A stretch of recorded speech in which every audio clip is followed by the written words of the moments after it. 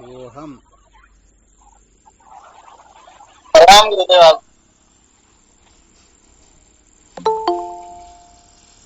क्या विषय चल रहा था अपना?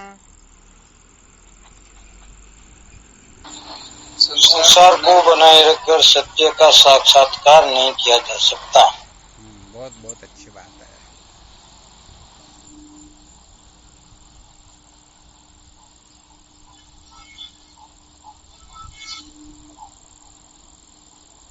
संसार को बनाए रखने से तात्पर्य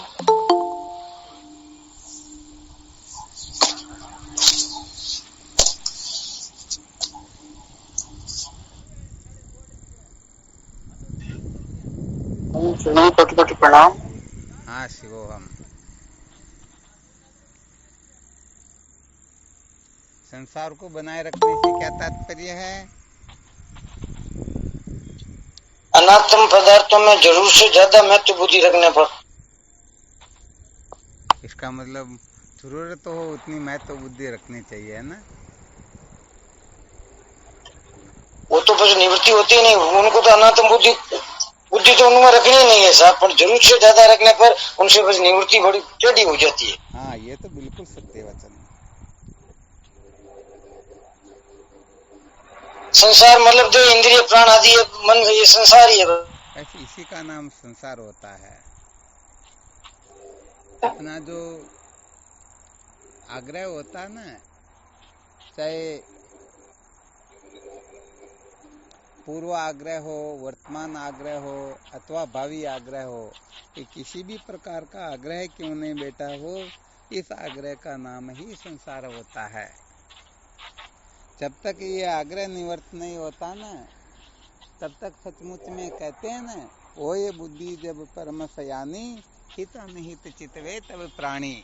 जब अपनी बुद्धि सचमुच में सत्वगुण से संपन्न होती हैं, अथवा ऐसा समझना चाहिए जिनकी रितंबरा प्रज्ञा होती है ना, सचमुच में वे ही सत्य को साक्षात्कार करने के लिए इस ओर प्रवृत्त होते हैं। और जिनकी बुद्धि में रजोगुण तमोगुण भरा हुआ है, सचमुच में वह तो चाह करके भी इस ओर प्रवृत्त हो सकते ही नहीं। और यदि हो भी जाए तो जैसा फायदा उठाना चाहिए वैसा फायदा प्राप्त कर सकते नहीं।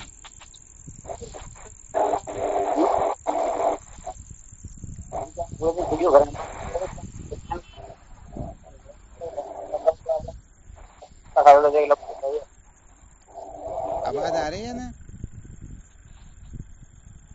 महाराज आ तो रही, थोड़ी कट के आ रही। आवाज कट के आ रही क्या?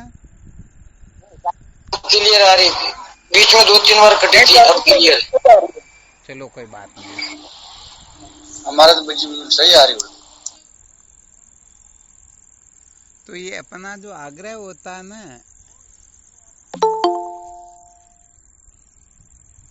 ये आग्रह हमें सत्य का साक्षात्कार नहीं करने देता है। जैसे सूर्य पर चंद्रमा पर जब ग्रहण होता है ना, तब वो छाया आ जाती है। विज्ञान अलग कहता है, ज्योतिष अलग कहता है, अपने को उस पर नहीं जाना है। राहु ग्रस्त जाता है या और कुछ हो जाता है, इसका चिंतन मनन नहीं करना है। केवल इतना ही संकेत समझना है कि जब सूर्य चंद्रमा पर छाया आ जाती है तो क्या होता है? सूर्य का प्रकाश पृथ्वी पर पहुंच पाता है क्या? नहीं महाराज, नहीं पहुंच पाता ना।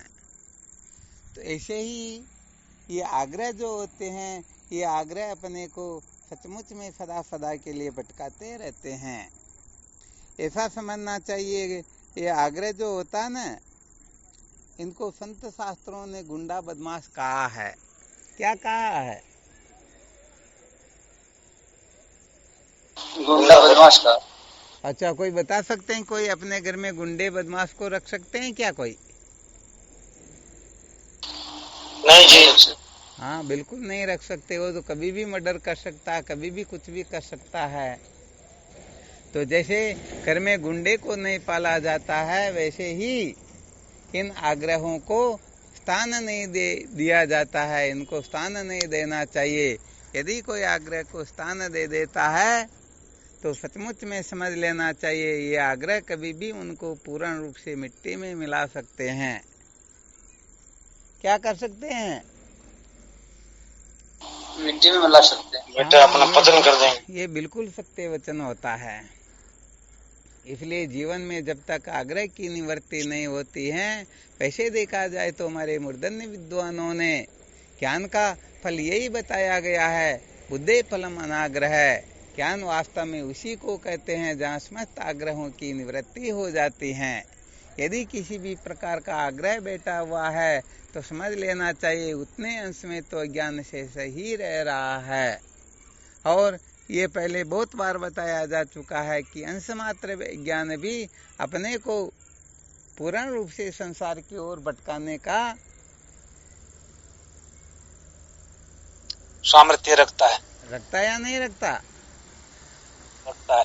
हाँ, इसलिए कुल मिलाकर के ज्ञान इसी का नाम होता है कि सम्यक प्रकाश से आग्रह की निवृत्ति हो जाए। तो आग्रह की निवृत्ति को ज्ञान कहते हैं।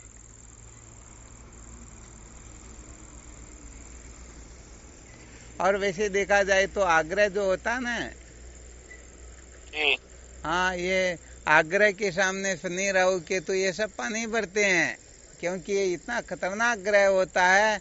ये ग्रह तो कोई ग्रह तो 1.5 साल में, कोई ग्रह 2.5 साल में, कोई 1 वर्ष में, कोई 2 महीने में, 1 महीने में, कोई 2 दिन में भी अपना टाइम पूरा करके आगे निकल जाता है। परंतु ये आग्रह इतना खतरनाक ग्रह होता है कि ये सदा सदा के लिए मिट्टी में मिलाए बिना रहता ही नहीं। इसलिए लोग कहने का मतलब शनि राहु केतु आदि जब इनके 4, 8, 12वें स्थान पर आते हैं तब बड़े भयभीत तो हो जाते हैं, कुछ न कुछ उपाय करने लगते हैं, बीज मंत्रों का जप करते हैं, दान पुण्य करवाते हैं। इनका वो क्या बोलते हैं, अंगूठी वगैरह पहनना,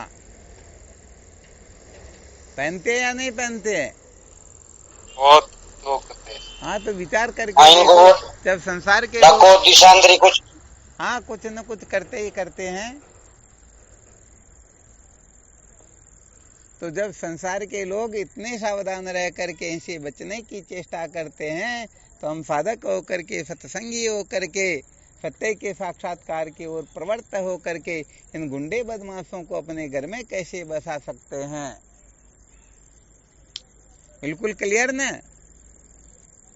हाँ, सचमुच में ये सत्य बात है। यदि इन गुंडे बदमाशों को अपने घर में बसाएंगे, इन गुंडे बदमाशों को हम अपने घर में स्थान दे देंगे, महत्व दे देंगे, तो सच्ची बात यह है कि हम कहीं के नहीं रहेंगे, क्योंकि अनादिकाल से इनके नचाए ही हम नाच रहे हैं, जन्म मृत्यु की श्रृंखला में भटक रहे हैं।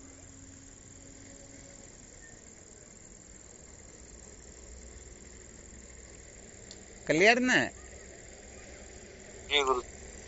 तो साधकों को कुल मिलाकर के इतना ही ध्यान रखना चाहिए, इतना ही समझदारी से निश्चय कर लेना चाहिए कि हमें इन गुंडे बदमाशों को अपने घर में नहीं बसाना। घर का मतलब होता है अंतःकरण में नहीं बसाना है, क्योंकि आग्रह तो अंदर ही तो रहता है। तो घर वही है। कितने आग्रह बताए हैं? 3। कौन कौन से बताए? पूर्वाग्रह, वर्तमान और भावी। क्या बात है! तो ये तीनों जो आग्रह है ना, बड़े खतरनाक होते हैं। कोई बता सकते हैं पूर्व आग्रह का मतलब क्या होता है, वर्तमान का क्या होता है?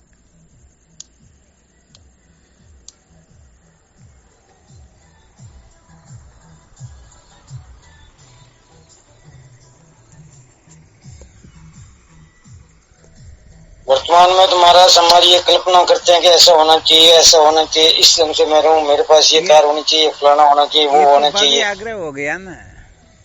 अच्छा, भावी। हाँ, होना चाहिए। तो अभी अपने पास में थोड़ी है क्या?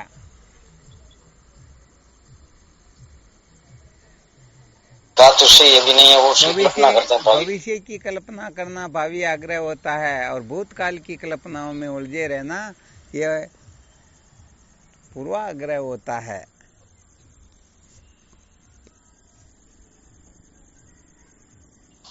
गुरुदेव वर्तमान आग्रह में तो जैसे का तैसा बना रहना चाहिए।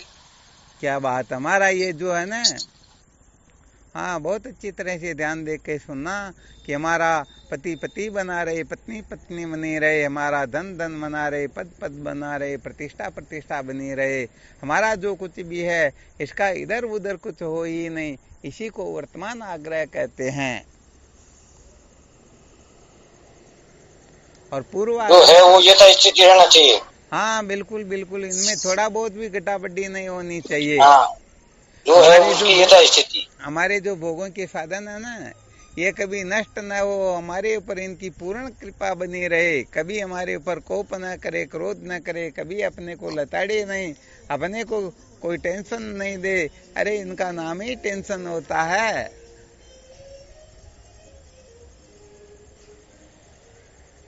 और भावी आग्रह का मतलब होता है फल यही होना चाहिए। मैं चाहे वेदांत के समस्त शास्त्रों को कंठस्थ कर लूं, चाहे समस्त विद्याओं में पारंगत हो जाऊं, सब कुछ कर लूं, परंतु मुझे इसका फल यही चाहिए। कितना बड़ा गड़बड़ घोटाला हो गया। अरे जो श्रुति माता ने, संत महापुरुषों ने जो पहले ही निश्चित कर रखा है कि ब्रह्म विद्या का फल केवल और केवल मात्र सकल विद्या जाल की निवृत्ति है, इसके सिवाय और कुछ है भी है ही नहीं, फिर भी हम कहते नहीं नहीं, इसका फल तो यही होना चाहिए कि मेरे घर में धन की कमी न आए, कोई बीमार न हो, कोई मेरा अपमान न करे, तिरस्कार न करे, सर्वत्र मेरी जय जयकार हो। अरे ऐसे अंट संट अनेक प्रकार की कल्पना करके यदि कोई ब्रह्म विचार की ओर प्रवृत्त होता है तो बताओ फायदा उठा सकेगा क्या? नहीं महाराज, हाँ कदापि नहीं उठा सकता है। इसलिए फल यही होना चाहिए। ज्यादातर संसार में क्या होता है, सत्संग साधन भजन की ओर लगते हैं तो क्यों लगते हैं कि हमारी घरवाली प्रसन्न रहेगी, घरवाले प्रसन्न रहेंगे, कोई देवी देवता हमको श्राप नहीं देंगे, हर प्रकार की सुख सुविधा देते रहेंगे, भूत प्रेत नहीं लगेगा, संसार में लोग भी देखेंगे ये भी कोई साधक सत्संगी है।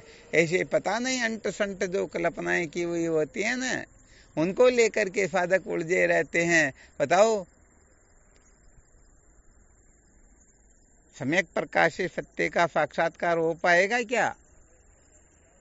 सत्य कहा जाए तो हम जिससे छूटना चाहते हैं उसी को बनाए रखने का आग्रह करते हैं, अर्थात संसार को बनाए रख कर कभी भी सत्य का साक्षात्कार नहीं किया जा सकता। तो हम सत्य का साक्षात्कार तो करना चाहते हैं, परंतु सत्य का साक्षात्कार इसका असली फल चाहते हैं, ये संसार ज्यों का त्यों बना रहे। हो गया ना गड़बड़ घोटाला? बिल्कुल। हाँ बहुत ज्यादा गड़बड़ घोटाला हो रहा सच कहा जाए तो भाई ब्रह्म विचार से पहले कुछ ज्ञातव्य होता है, कुछ जानना होता है, सचमुच में क्या करना, कैसे करना, किस प्रकार से, ये सारे के सारे सूत्र अच्छी तरह से जो हृदयंगम नहीं कर सकते हैं ना, तो सचमुच में वो फिर न इधर के रह पाते हैं न उधर के रह पाते हैं। आ गया समझ में? हाँ तो इस रहस्य को बहुत अच्छी तरह से समझना होता है। इसको सचमुच में समझ लिया तो ज्ञान होने में तो ज्ञान तो इतना सरल है, इतना सहज है कि इसे सहज सरल कुछ होता ही नहीं। केन ब्रह्म संस्पर्शम अत्यंतम सुपस्नुते, भगवान कृष्ण भगवद गीता के 6वें अध्याय में बताते हैं ना,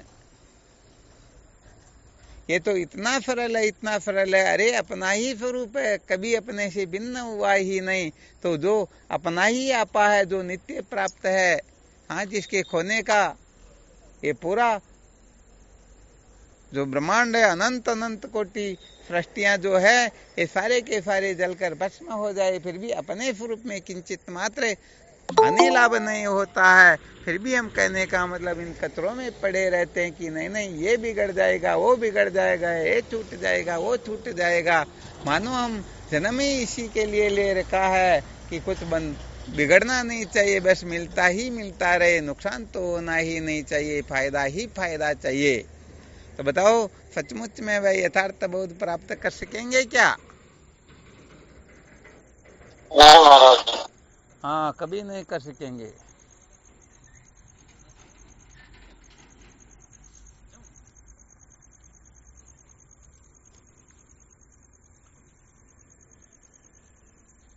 तो भाई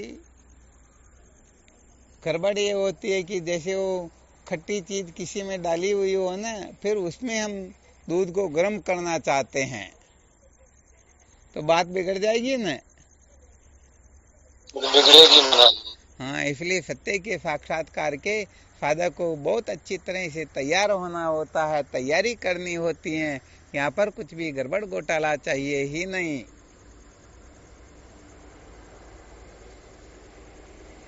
तो वैसे देखा जाए तो पहले इनके ऊपर चर्चा हो चुकी थी। पूर्व आग्रह, वर्तमान आग्रह, ये जितने भी आग्रह है ना, इनके ऊपर खूब चर्चाएं कर चुके हैं। परंतु सच्ची बात यह है कि इन पर तो भले ही हमें चर्चा करो तो भी कोई दिक्कत नहीं, क्योंकि हमें इनको ही अच्छी तरह से समझना और इनका ही सम्यक प्रकार से त्याग करना है। यहाँ पर अटके हुए जीव कभी भी सत्य का साक्षात्कार नहीं कर सकेंगे, ये तो बिल्कुल 100% पक्का समझ लेना चाहिए। ज्ञान की कल्पना अवश्य हो जाएगी, परंतु अज्ञान की निवृत्ति नहीं होगी। ध्यान रखना, यहाँ 2 सूत्र होते हैं, पहले भी इस पर थोड़ा दबाव दिया गया, थोड़ा विशेष रूप से बताया गया। ज्ञान होने में कोई बड़ी बात नहीं होती है, सचमुच में अविद्या की जो निवृत्ति होती है ये बड़ी खतरनाक होती है, ऐसा समझना चाहिए। ये ज्ञान तो हम शास्त्रों को पढ़ करके, कहीं से सुन पढ़ करके, रट करके, अथवा कुछ भी करके अपनी अक्ल होशियारी लगा करके ज्ञान प्राप्त कर सकते हैं, परंतु ज्ञान की निवृत्ति तो केवल और केवल मात्र गुरुदेव की कृपा के बिना संभव ही नहीं है। कल्प कल्पांतरों तक कोई कुछ भी क्यों न कर ले।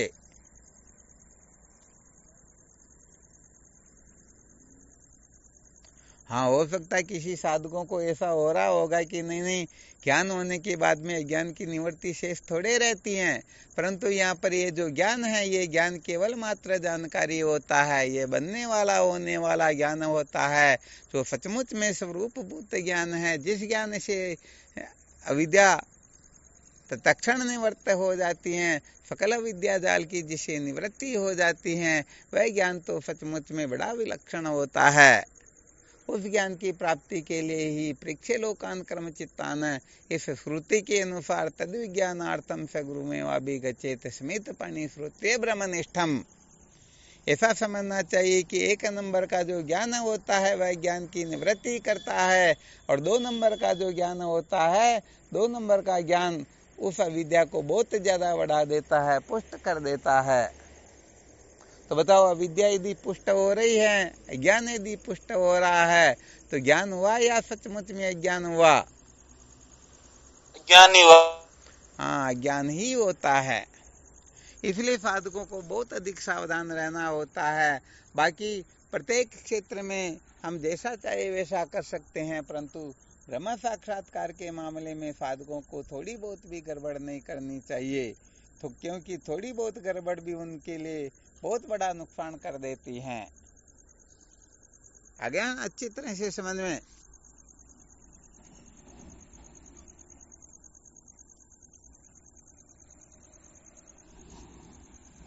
परंतु ये सारी की सारी बातें जो हैं सत्य साधकों के लिए ही सार्थक होती हैं।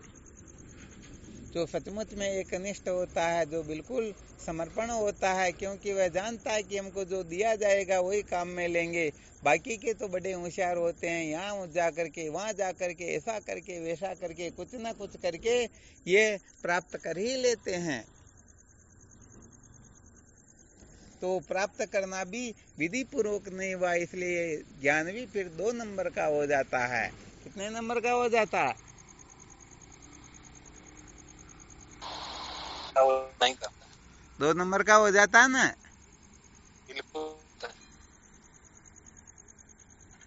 इसलिए आचार्य देव विद्या विदिता स्वादिष्टम प्राप्त है, गुरुदेव से जानी हुई विद्या ही प्रतिष्ठित होती हैं, फलित होती हैं। बाकी की विद्याएं केवल मात्र अभिमान ही बढ़ाती हैं, वो अपने को जन्म मृत्यु की श्रृंखला में ही भटकाती हैं। कर्ण के पास में 2 नंबर की विद्या थी ना, अंत समय में काम आई क्या? रूला। हाँ, वह तो सचमुच में और रुला देती हैं। इसलिए हालांकि दूसरी विद्याओं की बात अलग होती है, ये सारी की सारी फल विद्याएं होती हैं, परंतु ब्रह्म विद्या केवल और केवल मात्र ज्ञान की निवृत्त होती हैं। इसलिए ब्रह्म विद्या के समक्ष ही अपने को अपनी समस्त अक्ल होशियारियों का त्याग कर देना चाहिए। यहाँ पर तो अणु मात्र भी यदि कोई कुछ करता है तो बड़ा गड़बड़ घोटाला हो जाता है।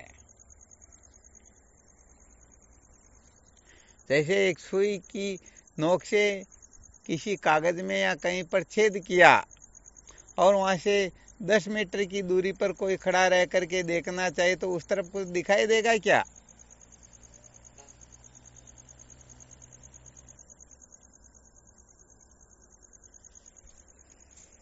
समझ में नहीं आया ना? 10 मीटर। अरे 10 मीटर की दूरी पर खड़ा रह करके किसी कागज के छेद हो रहा, कागज के उस तरफ कौन क्या कर रहा देखना चाहे तो कोई देख सकता है क्या?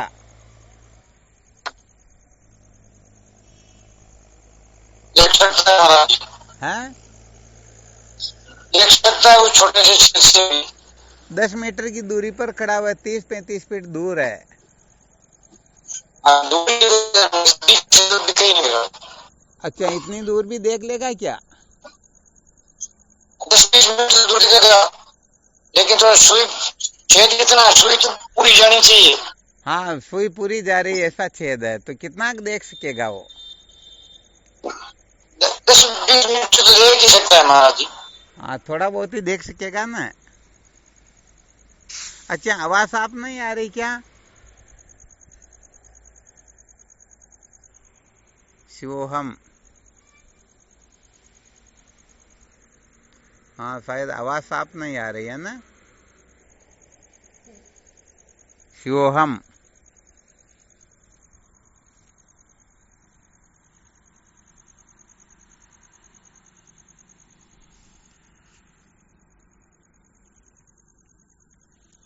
तो 10 मीटर की दूरी पर खड़ा होने पर उस छेद में हाँ दिखाई दे सकता है थोड़ा सा, परंतु जैसे जैसे वह छेद के समीप जाएगा, बिल्कुल यदि आंख को उस छेद के छटा करके देखेगा, फटाने के बाद में बताओ बहुत सारा देख लेगा या नहीं देखेगा?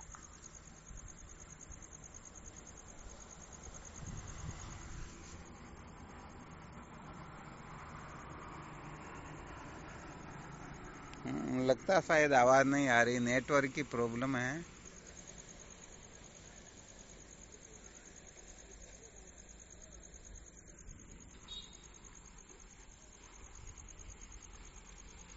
आवाज नहीं आ रही क्या? शिवोहम।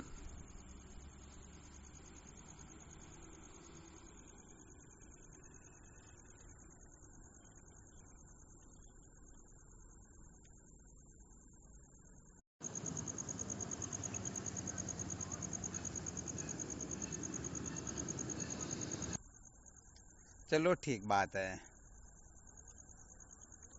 वो छिद्र का दृष्टांत समझ में आया क्या? आया महाराज जी। हाँ, बहुत अच्छी बात। अर्थात जब हम दूर से देखते हैं तब बहुत कम देख पाते हैं, परंतु जैसे जैसे नजदीक जाएंगे अथवा समझो आंख को फटा करके देखेंगे तो उधर का सारा दृश्य दिख जाएगा ना। जी महाराज जी। चलो बहुत अच्छी बात है।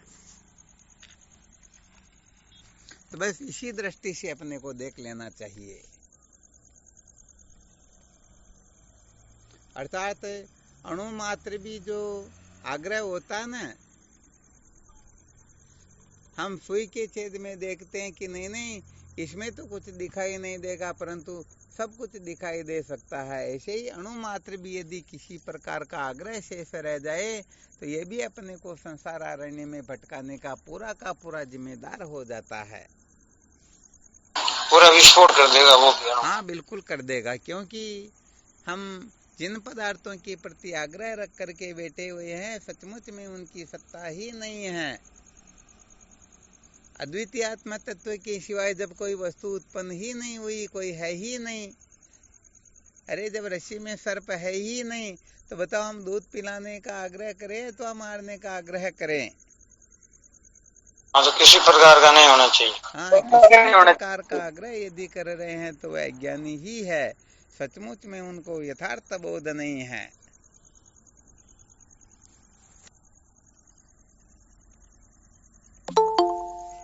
तो कुल मिलाकर के संकेत किया गया ये 3 प्रकार के जो आग्रह होते हैं, ये आग्रह बड़े खतरनाक होते हैं, इसलिए साधकों को इन आग्रहों से बचने की चेष्टा करते रहना चाहिए। तो भावी आग्रह क्या बताया? इसको उत्तर आग्रह भी कह सकते हैं। अपनी कल्पनाओं के अनुसार होना चाहिए, फल यही होना चाहिए, बस इसी को उत्तर आग्रह कहते हैं। महाराज जी थोड़ा पूर्व आग्रह का थोड़ा वापस थोड़ा। हाँ, पूर्व आग्रह का मतलब होता है हम जो पहले जिसको मानते आ रहे हैं ना, बस उसको मानते रहेंगे, चाहे हमें ब्रह्म साक्षात्कार हो जाए, परंतु हम जिस सकल सूरत के चक्कर में पड़े हुए हैं उनको तो छोड़ेंगे ही नहीं। यानी लकीर के फकीर, बस लकीर के फकीर होते हैं हम। जिसको पहले किसी देवी देवता को मान रहे, भूत प्रेत को मान रहे, संसार के किसी व्यक्ति को मान रहे, किसी भी वस्तु को महत्व देकर बैठे हैं, तो बस ये तो हमारे बना ही रहेगा, इसको हम छोड़ नहीं सकते हैं। इसको कहते हैं पूर्व आग्रह। ठीक महाराज जी, बैठ गए दिमाग। तो ब्रह्म विचार की ओर प्रवृत्त होने से पहले जिनमें आसक्ति हो जाती है, ममता हो जाती है, फिर उनको पूर्ण रूप से बनाए रखने का आग्रह नहीं, ये तो ज्यों के त्यों बने रहने चाहिए, इसी को पूर्वाग्रह कहते हैं। कहते हैं ना भाई ये पूर्वाग्रह से ग्रसित है। तो जो पूर्वाग्रह से ग्रसित होता है ना, वो सारी की सारी क्रिया चेष्टा वैसा ही उसी प्रकार से करता है। तो सत्य बात कही जाए तो जो पूर्वाग्रह से ग्रसित होते हैं ना, वो भले ब्रह्म विद्या का त्याग कर देंगे परंतु उस आग्रह का त्याग नहीं करेंगे। इसे यही तो सिद्ध होता है ना कि अपने आग्रह से भी ब्रह्म विद्या को हमने कमजोर समझ लिया। ब्रह्म विद्या जो है उस अपने आग्रह के सामने कुछ भी नहीं है, तो बड़ा गड़बड़ घोटाला हो गया ना। महाराज जी, सिद्धि तो अपने आग्रह की हो रही है ना। बिल्कुल। इसीलिए कहने का मतलब वेदांत जो है ये साधन साध्य से रहित तो होता है। बाकी जितने भी मतपंथ है उनके अंतर्गत साधनों के द्वारा साध्य की प्राप्ति की जाती है, या साधनों के त्याग से साध्य की प्राप्ति की जाती है। अब यदि कोई साधनों का त्याग न करना चाहे तो लक्ष्य की प्राप्ति कैसे होगी? अरे मंजिल आने पर तो ट्रेन बस सबको छोड़ना पड़ता ना। बिल्कुल। और नहीं छोड़ना चाहिए तो गड़बड़ हो रही है ना। बिल्कुल होगी, वहीं बैठे रहो बस। हाँ, फिर तो बैठे रहो ना, और क्या, बैठे रहो, राधे राधे करो, और कोई इलाज नहीं है।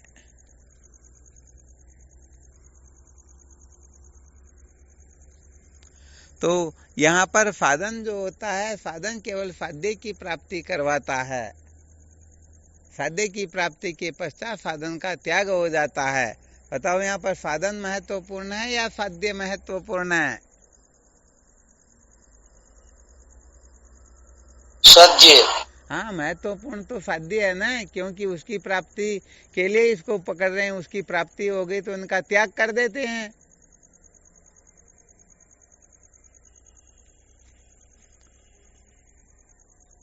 गोपियों के लिए साध्य कौन थे? कृष्ण थे। भगवान कृष्ण थे। तो जब वो बांसुरी बजाते तो कोई चाहे दूध गर्म कर रहे हो, कोई रोटी बना रहे हो, कोई खा रहे, कोई क्या करे, वो तत्क्षण वो ज्यों की त्यों अवस्था में वहां पहुंचती या नहीं पहुंचती? बिल्कुल महाराज जी।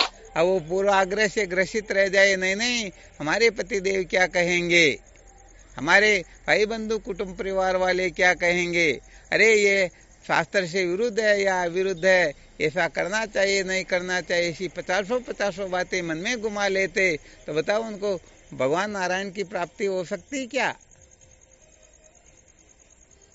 कदापि नहीं। कदापि नहीं हो सकती है ना। इसलिए सही बात यह होती है कि पूर्वाग्रह बड़ा खतरनाक होता है। हमारे जो भीतर जो संस्कार बैठ गए हैं, हम उन संस्कारों को ही परम तत्व समझ लेते हैं, उनको ही परमार्थ समझ लेते हैं। जबकि सत्य कहा जाए तो ये अंतःकरण भी जैसे जुगनू चमकता वैसे इनकी चमक मात्र होती है, इनका कोई विशेष महत्व नहीं होता है। इसलिए अंतःकरण की सत्ता बनाए रख कर कोई ब्रह्म साक्षात्कार करना चाहता है तो सदा सदा के लिए वह संसारारण्य में भटक ही जाता है। अरे अंतःकरण का कोई महत्व नहीं होता है, इनका तो अच्छी तरह से त्याग करना होता है।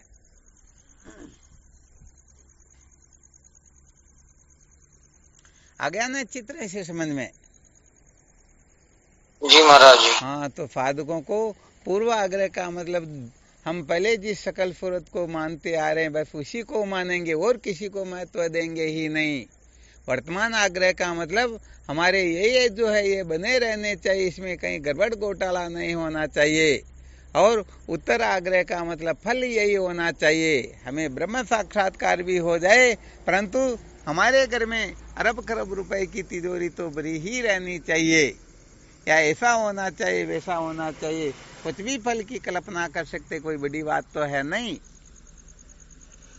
तो कुल मिलाकर के आज जो संकेत किया गया 3 प्रकार के आग्रहों में से एक आग्रह में भी कोई उलझा हुआ होता है तो सचमुच में वह सत्य का साक्षात्कार नहीं कर पाता है। और यदि तीनों आग्रहों में उलझा हुआ हो तो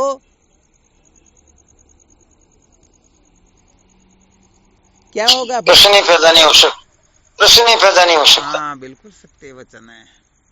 इसलिए सचमुच में साधकों को बहुत अधिक सावधान होना होता है।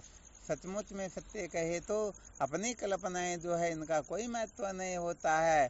जब ब्रह्म विचार किया जाता है तब ये अंतःकरण भी जल करके भस्म होने लगता है। कल्पना बेचारी टिकेगी कहाँ पर?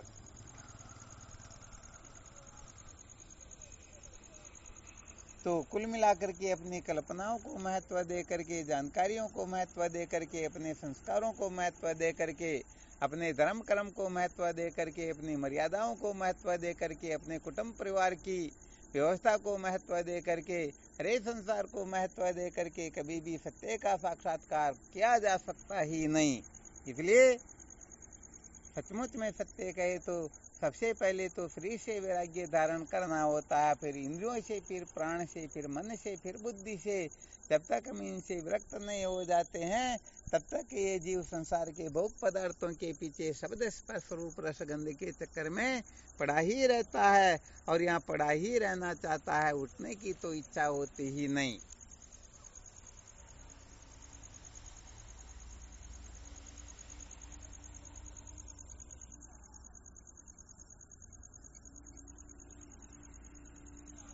कोई संशय?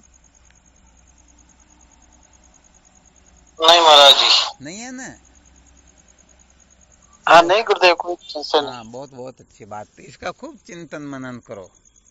कुल मिलाकर के सच्ची बात तो ये है कि अभी नहीं हो सके तो भी कम से कम जीवन का एक श्वास शेष रहे उस समय तो हमें कम से कम इन तीनों प्रकार के आग्रहों से मुक्त होना ही होना है।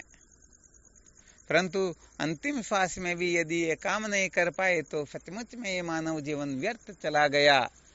कबीर बडेरा कहाँ गए समाचार भी नाए, क्यों आया ज्यों चलिया गया उठ कूटा माए। जैसे वो अपने पहले वाली पीढ़ियों के आउटकुटे में जन्मे और मर गए, वैसे हम भी जन्मे और मर जाएंगे, कोई बड़ी बात है ही नहीं। इसलिए अनात्म प्रपंच को महत्व दे करके, संसार को महत्व दे करके, इनको बनाए रख करके हम सचमुच में कभी भी सत्य का साक्षात्कार कर सकते ही नहीं। अच्छी तरह से इस रहस्य को हृदयंगम कर लेना चाहिए, गांठ बांध लेनी चाहिए। किसी ने गांठ बांधी क्या कभी?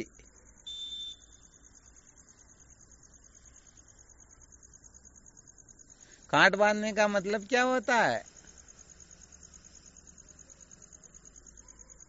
निश्चय करना।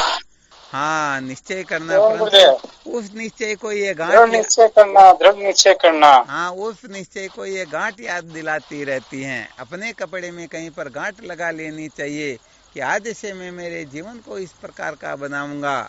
तो क्या होता है, जब जब वो गांठ नजर आएगी तब तब अपने को स्मृति हो जाएगी, अरे भाई मैंने ऐसा निश्चय कर रखा है, मुझे ऐसा नहीं करना है, ऐसा करना है। तो कोई टॉवेल में गांठ लगा सकते हैं, कोई साड़ी आदि में गांठ लगा सकते हैं, सुविधा सब जगह होती है, ऐसी कोई बात है ही नहीं। क्योंकि थोड़े बहुत कपड़े तो सभी पहनते ही पहनते। अभी वो समय नहीं आया भारत के अंतर्गत जो पाश्चात्य संस्कृति में चलता है, और जो साधक होते हैं उनकी तो फिर बात ही अलग होती है।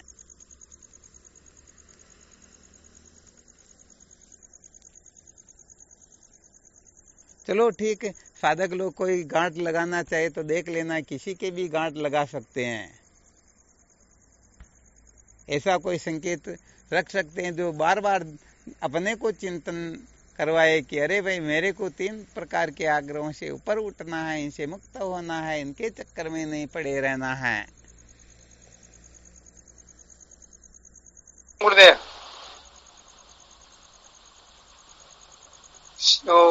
शिवोहम छोटी गांठ लगा देते हैं। हाँ, गांठ तो वैसे झूठी होती है, तो छोटी गांठ लगा देते हैं। हाँ, छोटी सी गांठ भले चोटी के लगा लो ना, कोई बात नहीं है, परंतु सुंदर दिखना हो तो फिर चोटी की गांठ नहीं लगानी पड़ती, वरना सुंदरता छिप जाती है ना। तो सुंदरता क्या होता है? सुंदरता किसको दिखानी है?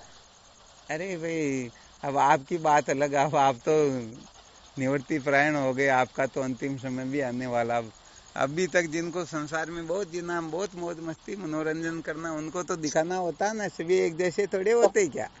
क्या हो जाता है दिखाने से? क्या मिलता है? हाँ, मिलता क्या दिखाने से? और मिलता तो कुछ नहीं, क्या मिलेगा? तो यही बात है, समझ केवल मन भला हो जाता, और क्या मनोरंजन हो जाता थोड़ी देर के लिए, वरना मिलता क्या जाता है। जो कहते हैं ना, वासुदेवम प्रीत्य यो अन्य देवता मुपाफते तरफती जाह्नवी तेरे कुपम खनती दुर्मति। अर्थात जो भगवान नारायण को छोड़ करके और किसी देवी देवता भूत प्रेत के उपासना के चक्कर में पड़ता, तो वह मूर्ख इसी प्रकार का काम कर रहा है जैसे गंगा जी के किनारे कुआं खोद करके फिर पानी पीने की चेष्टा करे, है ना बड़ी मूर्खता का काम।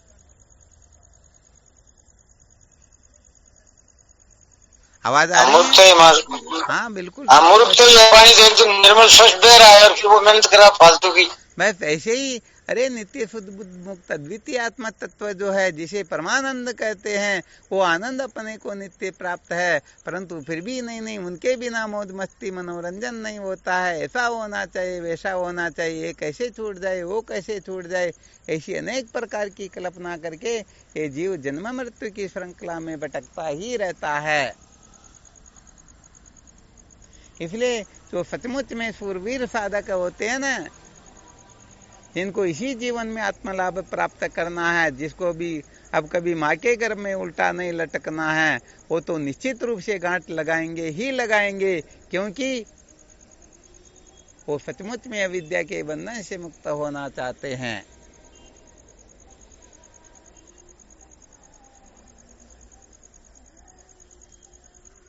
चलो ठीक, तो फिर इनका अच्छी तरह से चिंतन मनन करना है ना। 3 प्रकार के आग्रह बड़े खतरनाक होते हैं। एक आग्रह भी यदि किसी के जीवन में है तो उनको मिट्टी में मिला देता है, फिर तीनों आग्रह हो तो उनके लिए कुछ कह सकते ही नहीं।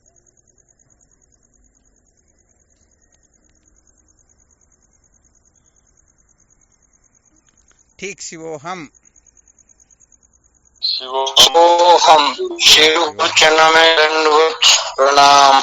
नमो नारायण। शिवोहम, हाँ शिवोहम, शिवोहम, शिवोहम, शिवोहम,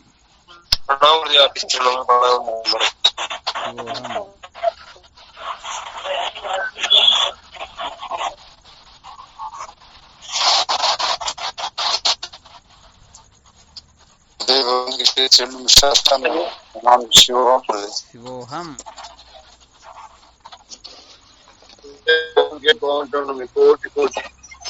शिवोहम प्रणाम गुरुदेव, प्रणाम शिवम। शिवोहम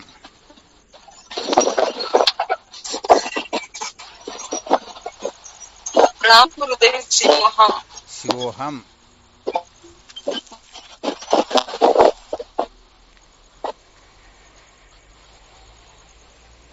स्वामी आपले करू। हाँ शिवोहम शिवोहम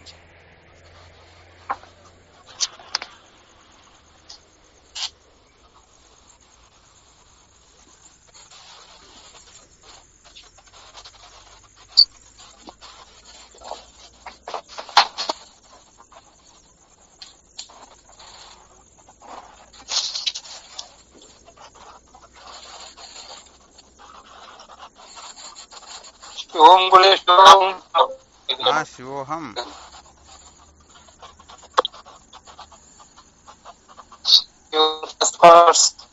शिवोहम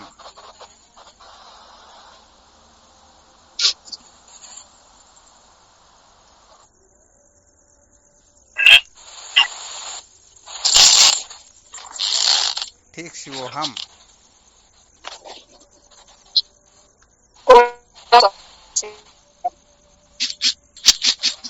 प्रणाम आपके, ठीक है। शिवोम नमो नारायण हरि ओम।